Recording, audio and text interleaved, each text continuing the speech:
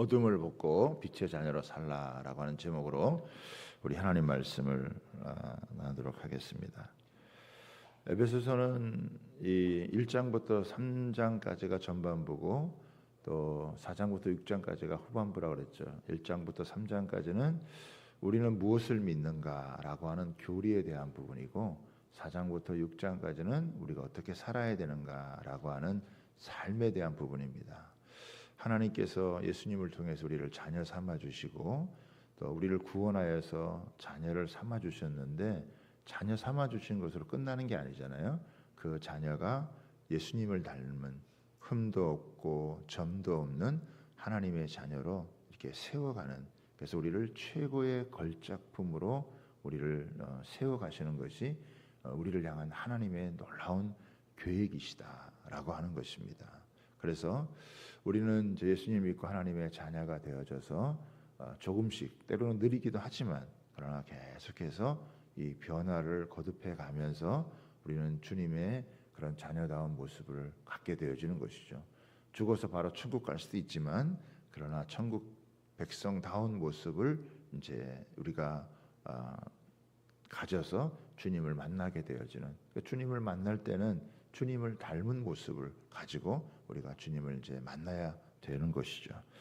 자, 이제 이런 이제 맥락에서 이제 이 바울 사도가 이제 이 후반부에 우리 말씀을 이제 우리 바울 사도를 통해서 우리가 배우게 되어지는데 4장 1절에도 이제 이런 말씀이 있습니다. 우리가 이제 엊그제 살펴봤는데 4장 1절대로 한번 보시죠. 그러므로 주 안에서 갇힌 내가 너희를 권하노니 너희가 부르심을 받은 일에 합당하게 행하여. 그러니까 부르심을 받은 게 있다 이거죠. 그러니까 부르심을 받은 대로 무엇을 위해서 부름을 받았는지 그 부르심 받은 자답게 합당하게 행하라. 오늘 이제 5장 1절에 보면은 그러므로 사랑받는 자녀같이 너희도 하나님을 본받는 자가 되고, 그러니까 하나님을 본받는 자가 되라. 하나님을 닮아가라라고 하는 것이죠. 하나님이 우리 아버지시니까 자녀로서 우리는 아버지를 닮아가는 것, 그 하나님을 닮아가는 거다라고 하는 것입니다. 하나님은 정말 우리를 향한 놀라운 계획을 갖고 계시는데 그것은 우리가 하나님을 닮길 원하는, 흠도 없고 점도 없는 최고의 걸작품으로 우리가 세워지기를 바라는, 우리의 겉사람은 후패해져 가지만 우리의 속사람은 날로 여러분 새로워져 가기를 원하신다라고 하는 것입니다. 하나님은 어떤 분이시냐? 하나님의 존귀한 아들 예수 그리스도를 향기로운 제물과 희생의 제물을 드리셨다. 하나님의 사랑은 말로만 하는 게 아니라 이게 하나님의 사랑은 증거가 있다. 이게 하나님이 우리를 사랑하는 증거가 예수님을 통해서 그 아들을 희생해서 우리를 구원하고 우리를 비자가시는 이런 모습이다라고 하는. 반대로 이 세상의 풍조는 희생을 하는 게 아니라 자기 즐김에 있다 이거예요.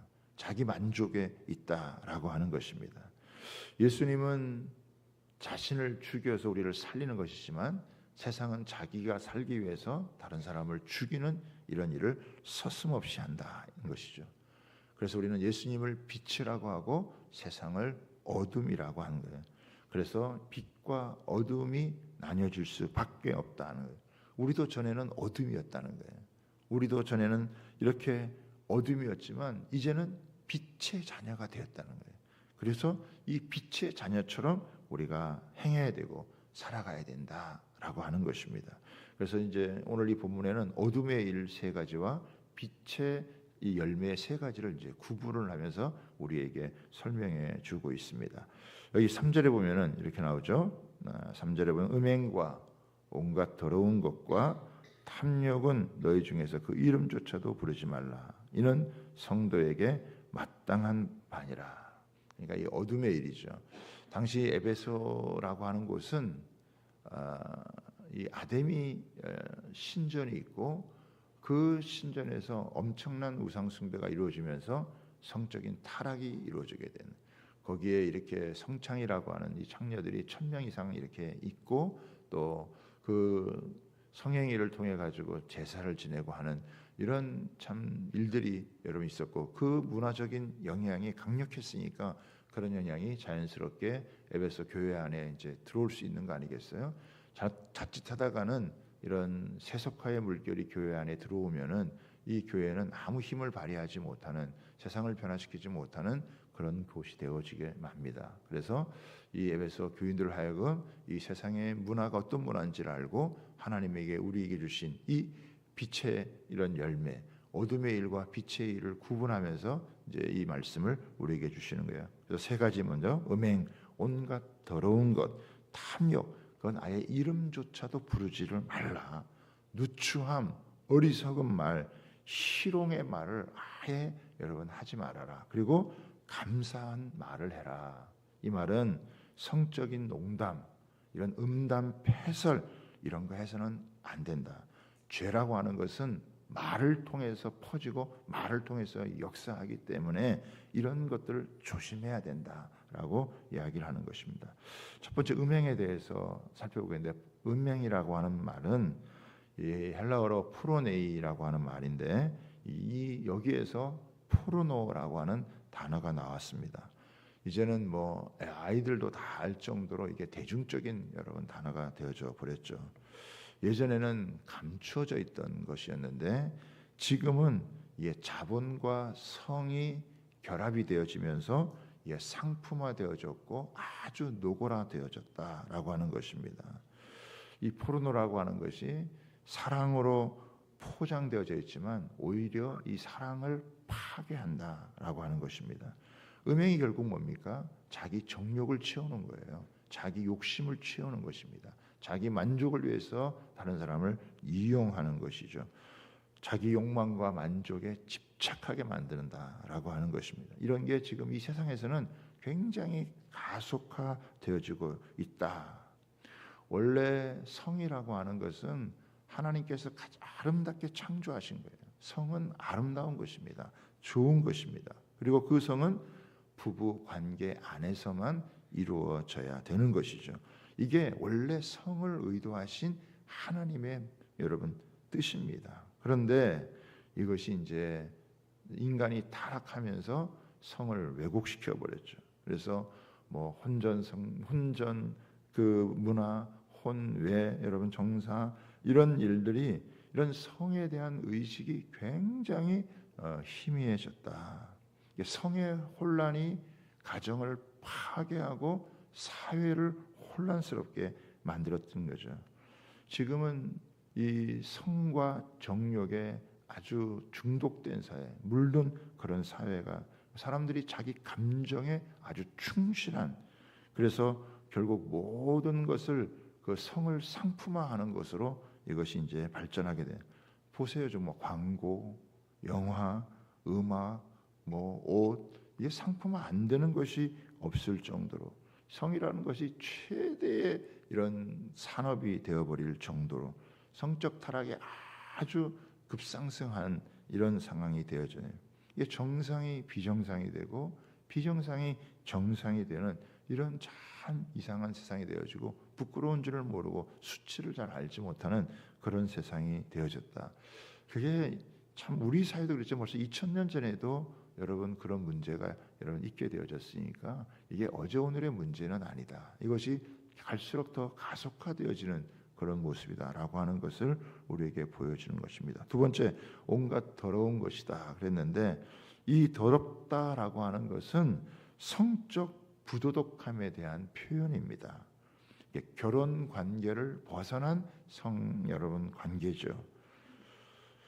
성은 너무 아름다운 것이었지만은 타락한 인간이 성을 더럽게 만들었고 또 추하게 만들었다. 예수님 안에 들어올 때 오기 전까지는 뭐 이런 게 그렇게 나쁘다고 생각하지 않고 더러운 줄도 몰랐는데 우리가 예수님 안에 들어와서 새롭게 되어 보고 나니까 이게 잘못된 것이구나, 이게 더러운 것이구나, 이게 하나님이 원하지 않는 것이구나라고 하는 것을 알게 됐다는 것이죠. 그런데 이런 성적인 자유, 성적인 방종이 이런 타락이 지금은 너무 이 세상 가운데 노골화되어져 있다. 수치를 느껴야 되는데 수치를 느끼지 못하는 그런 상황까지 가다. 어디까지 갔느냐? 동성애를 이제 법제화하는 그런 강력한 시도가 우리 사회에도 여러분 퍼지게 되어졌다. 한국 교회가 이 동성애 이 법안을 막으려고, 차별금지법 막으려고 얼마나 애를 쓰고 힘을 썼는지 몰라요. 그 차별금지법 안에는 독소 조항들이 있고 더 많은 사람들을 차별하는 이런 일들이 있기 때문에 이거를 막아야 된다. 이게 서구 사회가 이거를 막지 못해가지고 교회가 결국은 힘을 쓰지 못하고 무기력하게 무너졌다. 그러니까 서구 사회가 이게 무너진 것이 결국 교회가 무너져서 교회가 그 역할을 하지 못했기 때문에 그렇게 되는데, 그 왜 그러느냐? 결국 자유주의 신학 때문에 그렇게 된 거예요. 자유주의 신학이라는 게 뭐냐면 성경의 절대 권위를 믿지 않는 거예요. 성경의 절대 권위를 믿지 않으면 어떻게 해요? 우리에게 기준이 사라지게 되어지는 거예요. 그러니까 그게 무너지니까 전체가 다 사회가 무너지게 돼가지고 교회들이 몰락하고 죄를 죄라고 얘기할 수 없고, 동성애가 이런 것들이 하나님에게 잘못된 거다라고 말할 수 없고, 말하게 되면 법으로 이렇게 제재를 받게 되어지니까 뭐 그런 말을 하지 않게 되니까 성적으로 가속화되어지면서 이제는 그 사회와 함께 교회도 몰락해가는 그런 무서운 일을 처하게 되어지는 것이죠. 여러분, 성경의 권위를 인정하지 않으면 기준이 사라지는데 어떻게 이런 성적인 타락, 방종, 그건 잘못된 거야, 그거는 죄야, 하나님이 싫어하는 거야, 그렇게 살면 안 돼, 그런 식으로 살면 안 돼, 이걸 말해줘야 되는데 그걸 말해줄 수가 없다고 한다면 어떻게 우리 자녀들을 지키고 이 사회를 지켜 나아갈 수 여러분 있겠습니까? 그다음에 세 번째는 탐욕이라고 하는 것입니다. 탐욕이 결국은 다 연결되어져 있는 거죠. 음행이나 온갖 더러운 것이나 이런 거 다 연결되어져 있는 것이다. 주어진 것 이상으로 욕망을 가지는 게 여러분 탐욕이 되죠. 성이 되든지 돈이 되든지 이런 것들이 다 이 탐심인데, 탐욕인데, 이 탐욕은 뭐예요? 결국 우상숭배다 이야기를 하고 있습니다. 탐욕에 빠지면 사람이 눈이 멀게 되어져 있고, 여러분 탐욕에 빠지면 사람이 잔인해지게 되어져 있습니다. 돈에 눈이 멀면 인정사정 봐주는 게 없잖아요. 사람이 냉혹해지게 되어져 있는 거예요. 정이 사라지게 되어지고 또 이웃과의 관계가 파괴되어지는 것이 다 사실은 이 돈 때문에, 탐심 때문에 이루어지는 것 아니겠습니까? 돈이 사람이 나빠서가 아니라 돈이 사람을 망가뜨리고 사회를 여러분 어렵게 만드는 거죠. 그래서 주님께서 삼가 탐심을 물리쳐라. 사람의 생명이 소유에 넉넉한 데 있지 아니함이다라고 주님이 얘기해서 탐심을 물리쳐라. 탐심을 갖고 하나님을 섬길 수가 없다는 거예요. 이웃을 사랑하고 섬길 수가 없다라고 하는 거예요. 인생의 만족이 돈에서 오지 않는다는 거예요. 사람의 탐심에서 오지 않는다는 거예요. 이 사람의 만족은 하나님을 섬길 때 하나님으로부터 오는 것이다. 그러니까 음행, 온갖 더러운 거, 탐욕 이런 거는 경계해야 되어진다. 왜? 하나님의 나라를 유업으로 받지 못한다는 거예요. 하나님의 나라를 유업으로 받지 못할 뿐만 아니라 6절을 한번 보겠습니다. 6절에 보면 뭐라고 되어 있냐면은 누구든지 헛된 말로 너희를 속이지 못하게 하라. 이로 말미암아 하나님의 진노가 불순종의 아들들에게 임하나니. 그렇죠? 여러분, 하나님의 진노가 임한다는 거예요. 이건 죄에 대한 심판이죠. 이거는 미래적으로도 일어날 수 있지만 현재적으로도 얼마든지 그런 심판이 일어날 수 난다는 것을 경고해 주는 것입니다. 타락한 삶, 하나님에 대한 불순종의 삶, 다시 말하면 하나님의 말씀을 거부하고 살아가는 그 삶이 쌓이게 되면 반드시 하나님의 진노를 받을 수밖에 없다라고 하는 것을 여러분 우리에게 얘기하는 거예요. 그렇기 때문에 조심해야 된다. 이건 망하는 길로 가서는 안 된다. 쉽고 편한 길, 넓은 길이 멸망의 길이 될 수 있어요. 좁지만 여러분 우리는 생명의 길을 가는 거라 이거예요. 넓지만 사망의 길, 멸망의 길, 진노를 받는 그 길로 가서는 안 돼. 쉬운 길로, 편한 길로 그것이 멸망의 길인 줄 모르고 가서는 안 된다 이거예요. 좁은 길을 가지만 그 길이 생명의 길이라면 얼마든지 달려갈 수 있는 우리가 되어야 된다라고 하는 것입니다. 그래서 이런 어둠의 일, 어둠의 이런 일을 벗어버리고 그다음에 이제 빛의 여러분 빛의 열매를 맺어야 된다. 그 빛의 열매는 뭐냐라고 하는 게 나오죠.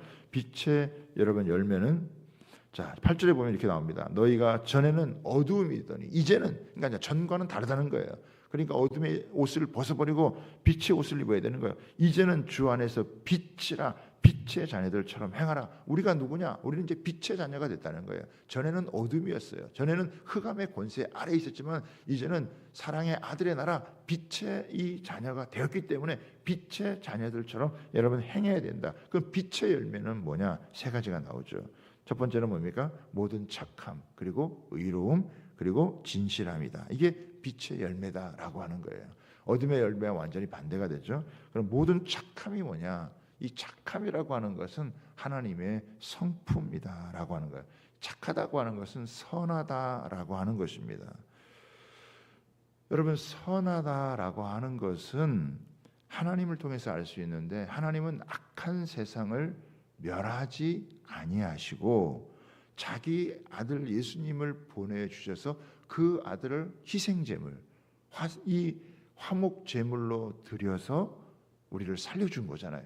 그러니까 착함이라는 게 뭐예요? 자기를 희생하는 게 착함이라는 거예요. 자기를 희생해서 그 사람을 살려주는 거 그게 착함이에요. 제가 우리 어제 말씀을 나누면서 종교인과 신앙인의 차이에 대해서인데 종교인은요 다른 사람의 아픔에 관심이 없어요. 다른 사람의 아픔에 공감을 하지를 못해요. 신앙인은 어떻습니까? 다른 사람의 아픔에 공감을 하는 거예요. 하나님께서는 우리가 타락해서 멸망당하는 걸 원치 않으시기 때문에 자신의 희생을 통해서 그 어떤 대가를 지불하고서라도 그것을 건져주시고자 하는 거예요. 그래서 아들을 보내주신 거예요. 이게 착한 거라는 거예요. 자기 이익, 자기 중심적 다른 사람이 어떻게 되든 말든 나 혼자 살자라고 하는 그게 아니고 다른 사람을 살리기 위해 또 우리를 살리기 위해서 여러분 자신을 희생하는 그 희생의 대가가 크더라도 여러분 그것을 감수해서 결국은 살려주는 거 그게 여러분 착함이다라고 여러분 하는 것입니다. 착함이라는 것은 자기 희생을 통해서 결국 다른 사람을 살리는 거.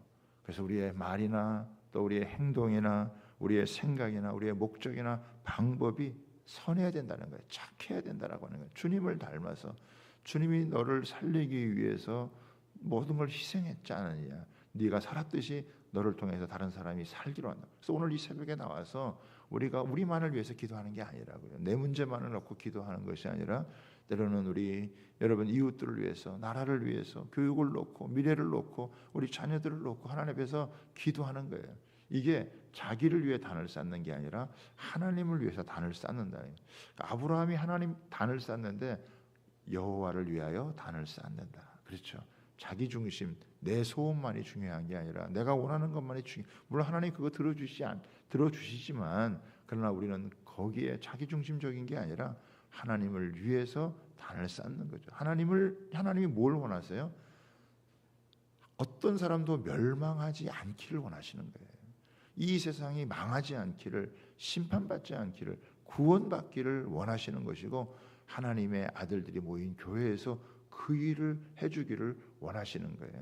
잘못된 건 잘못된 거라고 이야기를 하고 또 그것을 바르게 세워가기 위해서 여러분 우리가 시간을 드리고 에너지를 여러분 드리는 거 그거 아니겠습니까?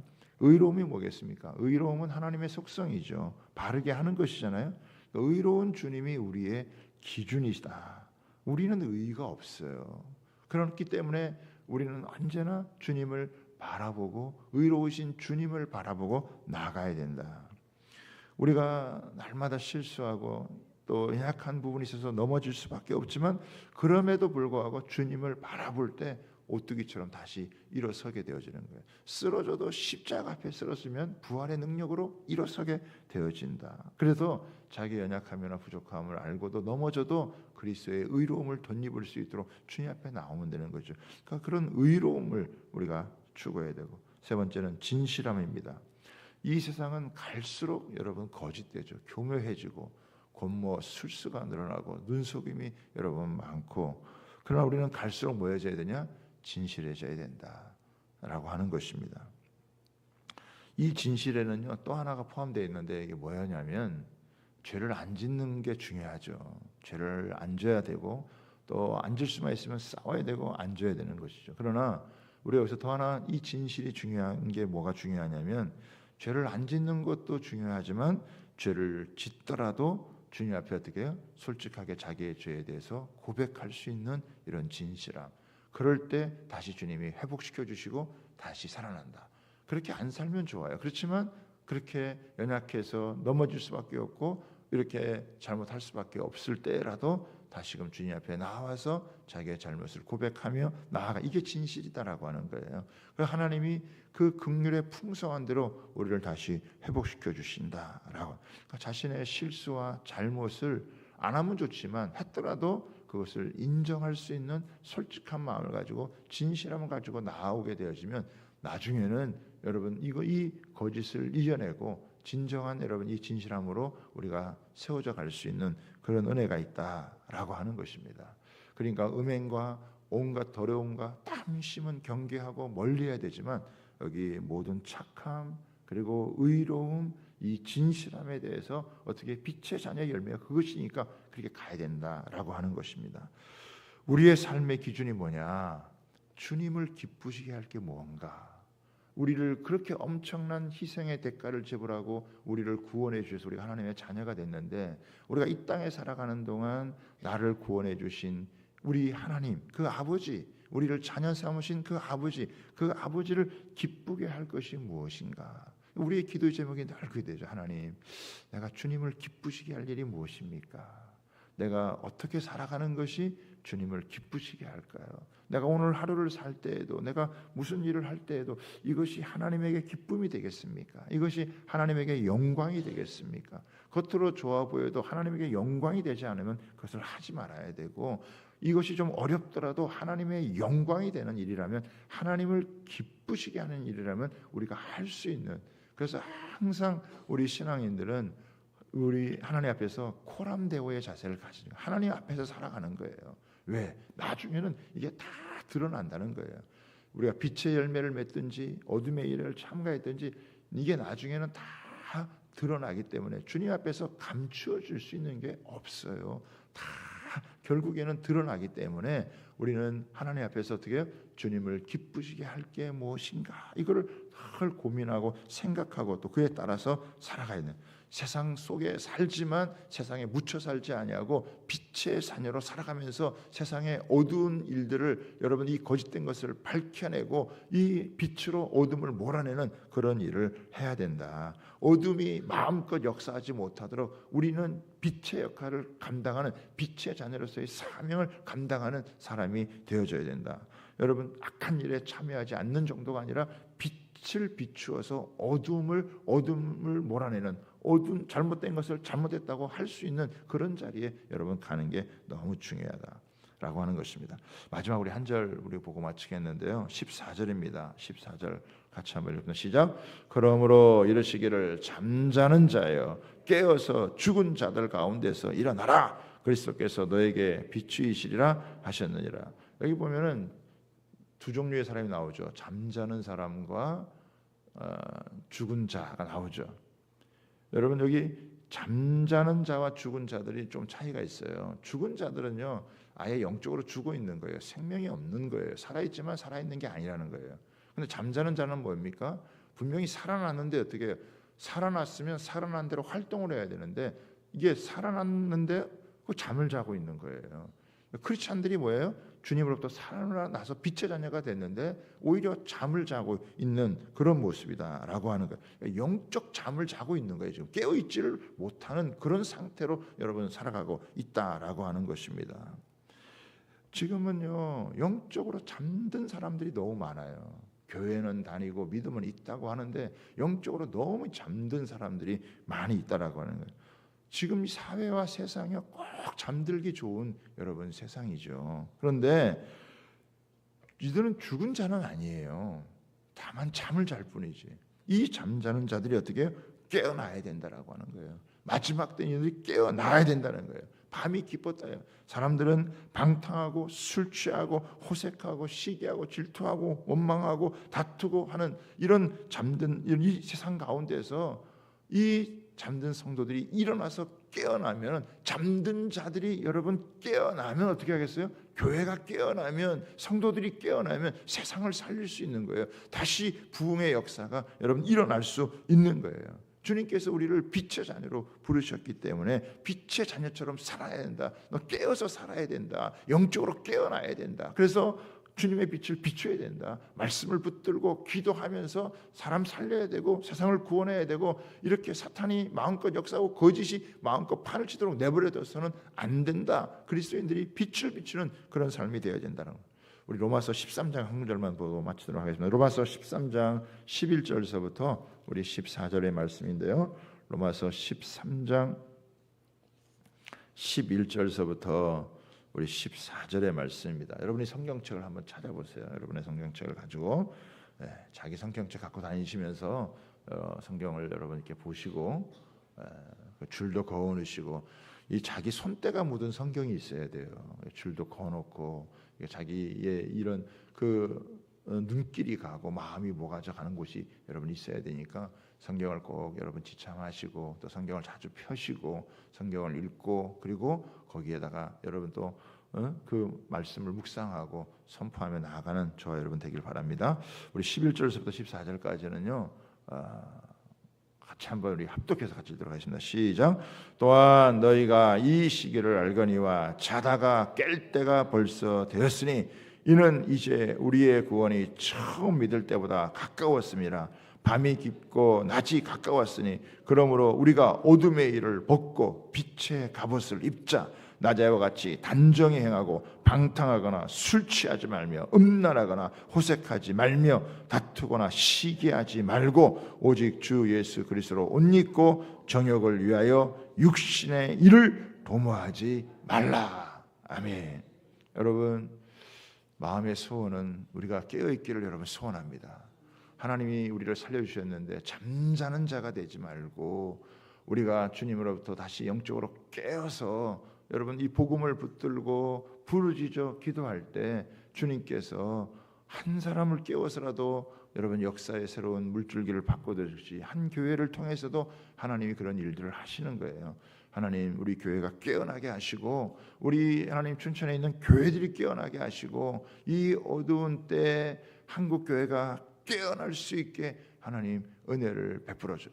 이 바울이 2000년 전에도 벌써 밤이 깊고 낮이 가까웠다고 하고 주님의 올 날이 가까웠다고 한다면 2000년이 지난 지금이 얼마나 가까이 왔겠습니까? 여러분 우리가 더욱 깨어 있을 수 있는 마지막 때고 어쩌면 마지막 주자일지 모르는 그런 여러분 때인데, 하나님 우리가 깨어 있게 도와주시고 내가 어떻게 사는 것이 나를 구원하신 주님을 기쁘시게 하는 삶인지를 생각하고 살아갈 수 있는, 세월을 허송하지 않고 내게 주어진 세월을 아껴서 빛의 열매를 맺어 주님께 영광을 돌리고 이 땅 가운데 축복의 열매를 맺는 그런 하나님의 사람 되게 하여 주옵소서. 그런 교회 되게 하여 주옵소서. 그렇게 기도하며 나아가는 저와 여러분 다 되시기를